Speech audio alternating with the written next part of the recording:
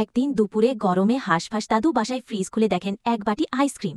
আহা, ঠান্ডা ঠান্ডা স্বর্গ বলেই 1 চামচ 2 চামচ করে পুরো বাটি শেষ। কিন্তু এরপরই সমস্যা শুরু। দাদুর মুখে অদ্ভুত একটা চুলকানি, গলার ভেতরে কুটকুটে, আর পেটের মধ্যে যেন ফুটবল খেলছে কিছু। দাদু চিৎকার, উহ, এ কি হইল রে?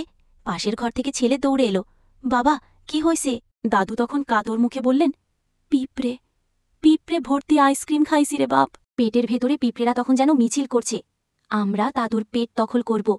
একটা সময় দাদুর পেট ফেটে পিঁপড়েরা বেরিয়ে এলো, একেবারে অ্যাভেঞ্জার্স অ্যান্ট এডিশন। ছেলে তৎক্ষণাৎ দাদুকে কাঁধে তুলে হাসপাতালে নিয়ে গেল, কিন্তু ডাক্তার না পেয়ে সে নিজেই ইউটিউবে দেখে দাদুর পেটের ভেতরে স্প্রে করল অ্যান্টিভাইরাল ইনসেক্ট। দাদু সুস্থ হলেন ধীরে ধীরে, হাসলেন, বললেন, বাপু, তুই না থাকলে মরে যেতাম।